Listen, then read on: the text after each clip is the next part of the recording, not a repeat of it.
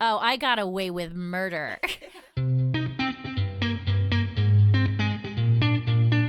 Welcome to Let's Talk, ladies. Conversations across generations. I'm MB Roberts, an author and journalist, and this is a podcast where we talk to women from their 20s to their 90s about a bunch of hot topics. We ask questions, share experiences, and learn from each other. And it's not just about older women giving advice. We want to know what younger women are thinking too. Today, I'm joined by co-host Katie Neal. So let's get talking. Boys will be boys. Discuss. Okay, well, maybe we need to hone in a little here. I'm going to ask my co-host to help. Hi, Katie. Hello. So I've been fascinated by the topic of brothers and sisters and families for a long time. I just think it's so interesting, that dynamic. And to stay true to the point of our podcast, I wanted to look at how girls and boys are treated differently in families and if this has changed over the years. So that's, I'm thinking it has changed over the years if you think about I think probably so. Right, being raised in the 50s or 60s, 70s. So I know you know this, Katie, but my mom was the only daughter of 4 much older brothers. I don't think I knew that until pretty recently. No. And that explains a lot about her. It actually does. Yeah. This totally informed her approach to life. Yeah. I mean, my gram was so excited to have a little girl. Oh my gosh. She said when her 4th son was born, she was going to throw him out the window. She told me that. But, you know, so how could my mom not be at least a little bit spoiled? I mean, yeah.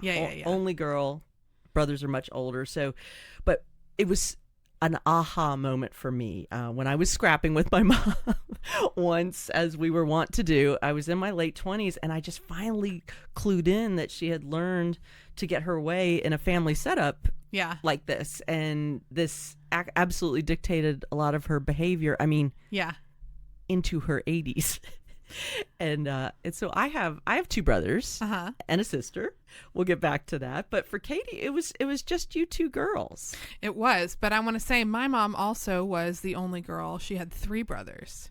Wow. And she was in the middle. She was not the youngest. She was the second to youngest. But it's interesting because I don't think that I would describe her as spoiled. Like, I don't think that... I don't think of her as a spoiled person. No, but she definitely has that relates better to men, kind of like you, doesn't have a lot of, never had a lot of girlfriends, just kind of had more of that, vibe with brothers. So that's interesting. But yes, but then it's me and my sister and that's it. No brothers. So that was very different. How would that have changed your family dynamic? I'm trying to imagine it. How do you think things would be different if you had a brother? I can't imagine. It's hard to imagine. I mean, I think the closest now is that my sister and her husband just celebrated their 17th wedding anniversary. Wow. And they were dating so probably 20 years they've been together. And I think of him as like a brother. Oh, yeah, for sure. So when we're all kind of together, I think that's the closest. And then we definitely kind of have a brotherly thing. But I mean, yeah, completely different. I didn't have the protective big brother or the big brother who, was mean to me or anything. I didn't have any of that experience. Yep. I know. And I'm grateful for that experience. And then, boys and families on all sides, sort of, chosen brothers. Yeah. So I have 4 nephews who I'm insanely crazy about. Now you have 2 nephews. Yes. So it's a flip-flop that then my sister, I don't have any kids, and my sister had 2 kids, both boys. So now we're having that experience, which is very different. I'm often just taken aback by how kind of wild and physical they are. Yep. There's no doubt about that. No doubt about that. And they eat a lot. I took my nephew to the movie yesterday and what did he consume? Lot. Yeah. We shared a large popcorn, but then he's always got to have candy too. And then, but I'll say I kept up with him. So yeah, I have a grandniece now who eats constantly. So I guess it's not necessarily a boy girl. And I was thing. I was envious the other day. I was saying I needed someone to mount my TV. And you said, oh, my brother could probably do it, but he's busy or whatever. Yeah. And I thought, oh man, I wish I had that. But I went over to my sister's last night and I just said to my brother-in-law, do you know where I can get a battery for my key fob for my car? And while my sister and I sat there and drank wine, he opened up my key fob, went and got a battery from their closet and put it in. And I was like, that was the nicest thing. Really nice. So it's good to have a brother. It's totally Not that good. my sister couldn't have done that. We could have probably figured it out, but Sure. No. I was real close to my brothers growing up. They were fun, and we were all good friends. We had a lot of the same friends, and I really feel like we had each other's backs. But there's no question that they were treated differently than my sister and I, especially my sister being the oldest and a girl. I feel like by the time I came around to my younger brother, it was definitely a function of the parents lighting up with each child. That's definitely a thing. But they were treated differently, and I never was mad at them about that. That's just the way it was in our family. I wonder if that's changing. That'll be interesting to talk to our guests, because I do feel like with my sister parenting my nephew, like she, they talk a lot about his feelings. She worries about him and worries about his, emotional health and safety and stuff. See, it's so interesting you say that, because I can't, it's a generational thing. I don't think your mom my and your mom brothers talked about their feelings. No, I mean that they were close and all that, but I can't imagine one of my brothers going to my mom and talking about like a relationship issue, or I like this girl or whatever. We'd talk amongst ourselves. Oh no, my sister and brother-in-law and I were all sitting at the table whisper gossiping about my nephew and his girlfriend, because he tells us stuff. So and then we were piecing together. He needs to learn. He needs to learn. Who he told what we were. He needs to learn to tell less. Probably. And I'm thinking my grandparents didn't worry about my uncles in the same way they did about my mom, their only daughter. So I'm just really wondering if our hypothesis is correct. Is it different raising boys today, and what's that like? So our guest today is Kathleen Fee. She's the mom of 4 boys, and she also grew up with 2 brothers. In fact, for years she's been the lead singer in the New York-based band Celtic Cross with her brothers. Wow. It's a cool band, fusion of Celtic and contemporary, and but it's not all about the boys. She recently released her first country solo album. It's called Glitter Gold. Oh, I love that name. And she'll tell us about that, and we really want to hear what it's like to be surrounded by all of these guys all the time. Here's Kathleen. Hey, Kathleen. Hi there. Hi. Oh my gosh, we're so happy to have you here today. Thanks for joining us. We have a lot to talk about. Yes. So first, I want to say congratulations on your album. Thank you so much. Glitter Gold. I mean, has this been just the funnest experience? Been the funnest experience for sure. The last, it's been like 2 years. Yeah. I love that name, too. It's been a minute, but you're still doing promotion and singles and videos. Still out there, still doing, doing some, I'm actually down here in Nashville again doing some more writing for the next album right now. Oh, nice. Yeah. Oh, wow. Yeah. That's great. So it's just, would you describe it as 90s country? I would, Yes. Yeah. Yes. Ooh, such a good era. I think it's coming back. Yeah. Love that. We're excited about that personally, and Katie's really excited because I know you work here in town with among others Rebecca Lynn Howard, and Katie's a huge fan. Rebecca Lynn Howard fan. I love her. She's amazing, and she's been such she's a wonderful friend, mentor. I love writing with her. We really connect, and she's spectacular. She's got a new album coming out too. I was reading that. Okay, we're excited about all that. We'll put all that in our show notes so we can all check it out. But so you're here in Nashville, and I know you split your time, Montauk, your home, and New York City. So just to go back to where you grew up, tell us about playing with your brothers when you were a kid. I know you've been playing music forever? For my whole life. My parents are from Ireland, and Kathleen, a very Of Irish course. name, yes. they never had the opportunity to learn an instrument or have that. They grew up poor farmers, and so when they immigrated to the U.S. and my brothers and I were born outside of New York, it was really important for them to pass on traditions of the Irish culture, Irish songs, Irish music. So we were really involved with all things Irish in the New York area. And my brothers and I just started playing small house parties. I could, we were like the party piece. My parents would be like, don't forget your instruments, and we would be And like. what did you play? I play the piano. I play the baron, which is like an Irish drum as well. Oh, wow. Yeah. Wow. So we were like the party piece. So I was always involved with my brothers, and it gravitated into a band when I was 16. Oh my gosh. Did that feel really natural when you started doing that together? My brothers and I are inseparable. We're really best friends. And so it was definitely a natural, this is what we're going to do. And, we started this band and we're still at it. It's called Celtic Cross. It's out of New York, and it is, it's a big part of the fabric of my soul. Yep. And I know you've said your brothers are your best friends. Now, are they older than you, younger? How do you fit in? I'm the baby. Oh, Yeah, that's I'm an the interesting baby. dynamic. Yeah. And the only girl. But they never made me feel like the little sister. And all of our friends ended up being like it was one group. Like their friends became my friends, and it was like we just traveled in a pack. That is so fun. I had a similar experience. My younger brother's not even 2 years younger than me, and we had a lot of the same friends. I liked a lot of his friends. Yeah, I really, you dated one really seriously. totally, right? Yeah, totally. yeah. Came yeah. over to just go into my brother's room and see who's hanging. And, Find your next boyfriend. and then my other brother was 4 years older, so had huge crushes on those guys. I used to have to pick my girlfriends out of my brother's rooms. I'm like, okay, we're on the first floor. Let's go, girls.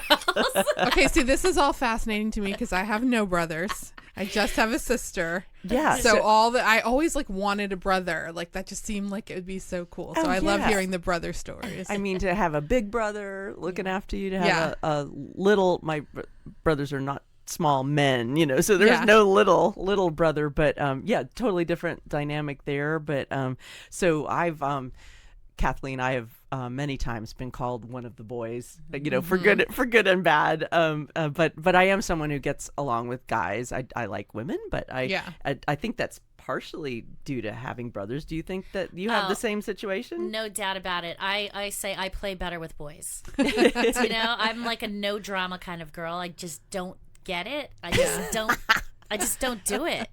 So yeah, and I have so many good guy friends. I've been in their weddings. I love their wives, and a lot of them are my band members that got married, and that's just part of extending the family. But yeah, I play better with boys. Yeah. one of the boys for sure. I think it's a compliment. Now, when you were growing up, did you find your parents treated you differently? I mean, I would think as the especially youngest only girl that it would be different, but how was that? I got away with murder. It was funny because when I started playing in New York and in clubs when I was really young, and as long as I was with my brothers, I could stay out till any hour. There was no curfew. And so we just never separated. We were always out together. So my parents knew I was safe. Yeah. But my dad would always say, "Oh, she's getting away with murder again." But we were actually, as my mother would say, we were good, clean fun. We didn't really do anything out of the normal teenage things. But I definitely felt did they I mean, I have been in a couple situations where I was really glad to have one of my brothers nearby. Was that would they stick up for you? They didn't have to. Yeah, it was kind of tough. I was the lead singer, so it was a strange dynamic being the youngest, but being the leader of the group as well. We just have a lot of respect for each other. We can disagree, but there's a lot of respect between us. I know it's rare, to have that kind of dynamic because as quote unquote like bandmates and siblings, there was Fight, yeah. we really didn't fight. One of my brothers had been sick with cancer for a lot of our childhood, and I think when you go through something like that, you realize what's important. And the silly stuff. You stole this, or you don't sweat the small stuff. Yeah, I can totally see because that. I really, my poor sister, 6 years older than me, but I was always borrowing her stuff. Like I'd say, she loves to listen to the podcast, and she always says, I always learn something, but that I didn't know. But I would, I think she knows this. I would ask her to borrow something. I'm like, hey, can I wear the blue shirt? No.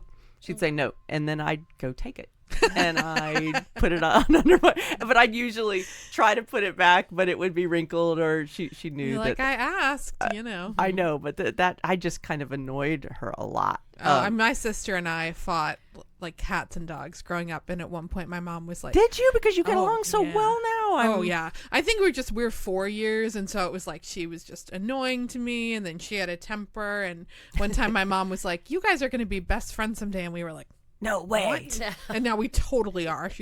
I was telling someone the other day, my nephew is my favorite person in the world, and she's second. And I have another nephew, so he probably should be above that. But. Well, you like being with a little bit of an older kid. I mean, my sister, she is my best friend. There's no question. So it's funny how that works out. We just had to grow out of the fighting. That is crazy. But something my sister and I absolutely agree on is that in our family the boys were treated differently. And you didn't have that experience of getting away with murder. No, I really didn't. No. And I mean, I was third, so I had my sister's the oldest, then my brother, and then me, and both of my brothers got away with so much. They were favored. They were, and they were so likable. That they were these really charming guys, or really, and so I never felt mad at them. Maybe I was knew enough when I was like 15 to be like, wasn't their fault. like I'd stay out, way past like when I was supposed to, come in at 2 or 3 in the morning, and I got in trouble as I should have at age 15. But then my younger brother would do the same thing the next weekend. Not a word said, and then both of my parents separately, would say, "But you're a girl." And I mean, I know like a girl needs to, there are issues, safety issues and things like that. But it was absolutely different. But I wasn't mad at them. We were pals, and they'd even look at me like, sorry, MB, like we didn't, I'm like, no, it's not your fault. Yeah. But did you have that experience when you went out with them that your parents were like, oh, she's safe because she's with them? Maybe a little bit, and that I liked to be out with them. First of all, I liked their friends. I liked, but I told a story at one of my brother's weddings that my younger brother was so chill and real big guy, never got in a fight ever because he just didn't have to. but I guess we were in our 20s. And we were at this bar, and this really creepy guy was bothering me and my friend. And I'm looking around for my brother because it's getting a little like, okay, I think we need to even leave. Like this is really weird.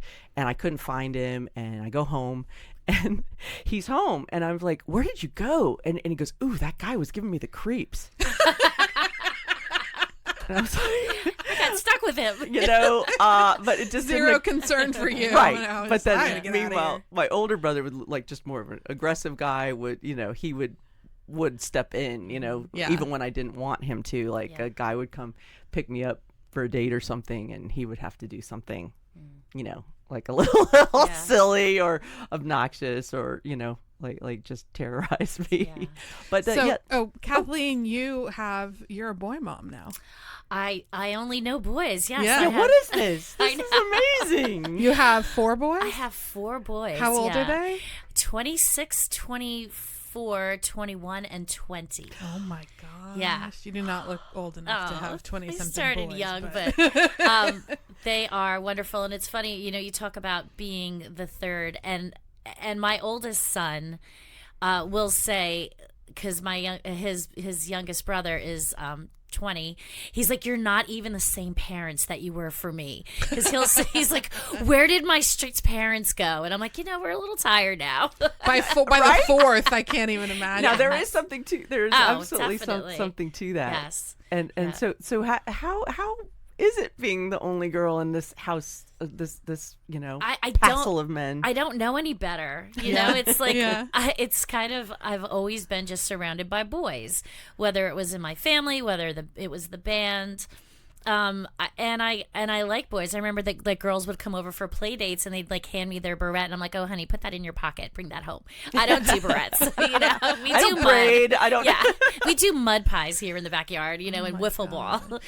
But it is great. You know, the thing about having them when I was young is that I really get to enjoy them. Yeah. Now, like they're Yeah. all coming into town tonight, and you know we're going to a show together, and like I get to hang out with them and you know enjoy them as like you know as like adults, As people. yeah, as people. Yeah. Because is it hard to even imagine if there was a girl in the mix and how that can't would imagine. change the dynamic of your family? It would be so different. Yeah, we didn't even have a girl dog. Our dog was even a boy, Maverick. I like boy dogs. I don't know why. Yeah. Well, I had just, it was me and my sister growing up, and then my sister then got married and she has 2 boys. So it's like I'm experiencing that different dynamic now because, you know, and seeing them just run around and how much they roughhouse and how just like physical they are.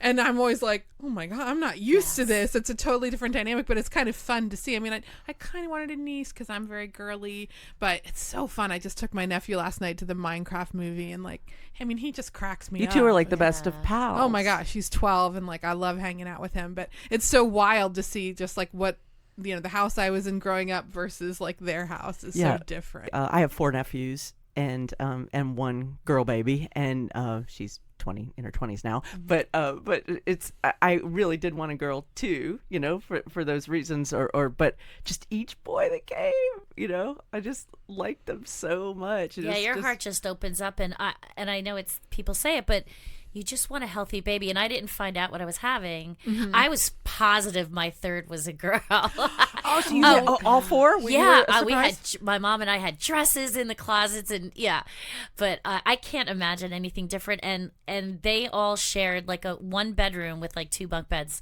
until they were like in high school, and like clothes, everything. Like they all share everything. They're all like 6 feet tall now, and like so they still like share the same clothes. Yeah. I want to all so know, tight. because I hear teenage boys especially eat a lot. Was it when you had 4 like teenage boys? How did you feed these How did humans? you feed them? Yeah. Well, we would finish dinner, clean up the plates, and they would be making like peanut butter and jelly sandwiches. Yeah. Again, I'm like, where are you putting this? Like they eat so much. It's constant. The food bill in my house when they're all home in the summer, like sometimes they'll come back, it's astronomical. Astronomical. Yeah. I have a friend who has 4 boys. Yeah. And they're I think similar in age to your kids, but when they were growing up, and she had triplet boys and then a little guy, and she was freaking out about the food thing, and she started to just go and buy loaves of bread and put them out, like, so because in the afternoon they would just, you know, those would be snacking gone. Yeah, constantly. Yeah, That's so fun. Yeah. That mental image to me is just so funny. isn't it? Well, how do you think are you raising your boys in a different way than your parents did? I mean, that's kind of a, you know, broad question, but you know, is there something you and your husband do that maybe your parents didn't do? You know, it's interesting. Like my mom and dad were immigrants from Ireland. My dad, like, you know, he's 82 now. Like his primary job was to make money. Yeah. And my mother really did the raising, you know. He was in charge of the discipline. But like I think, you know, my husband is an incredible father. He coached all of them in all their sports, and I really wouldn't approach my dad with issues. Like it was a different dynamic where like my husband is very involved with them, and we kind of parent them together. Yeah. Where I think it's like a new generation where you're not just doing this on your own, like my mom was. Not that my dad Or was. the Or you have father, your the different father was the jobs. disciplinarian, Yeah. and then the mother was. You know, I wait think- till your father comes home. Yes. or whatever. Exactly. Yeah. Yeah. I think Very that was different. the case for a lot of families back, you know, a generation ago. So Yeah. that is really different. And now, gosh, you probably don't have to do a lot of disciplining. Well, I kind now. of feel like, you know, my best advice to new moms when they're like, how do you your boys are great. Like, I'm like, do it early. You like get those foundations in, like the discipline, my big thing is respect. Like when you go into a house or a room and, you have to go speak to all the adults first, say hello, and then you can go do whatever you want. But you need to go speak to them. And it still carries through, because when they walk into a room, they speak to people, they say hello. And that's my best piece of mom advice. Like, and once you do it early and they know what's expected, and like you don't have to keep like disciplining them. Like now, like I'll just like be like, well, that was really stupid. Like if they make a mistake, but I'm not yelling at them anymore. They're kind of, they're past it. And I'm like, it's your life. Yeah.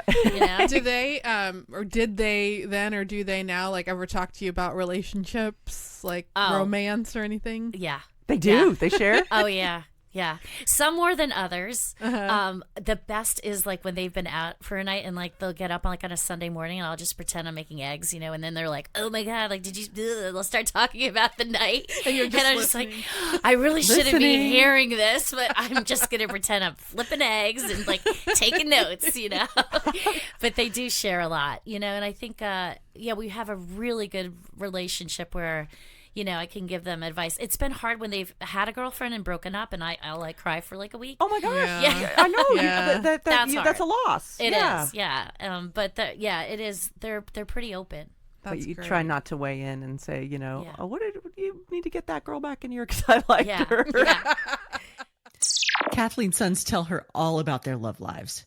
But there's a famous mom of two very famous NFL player sons, Jason and Travis Kelce, who, despite the fact that millions of people know about Jason's wife, Kylie Kelce, who hosts the podcast Not Gonna Lie, and Travis's girlfriend, Taylor Swift, this mom used to be in the dark.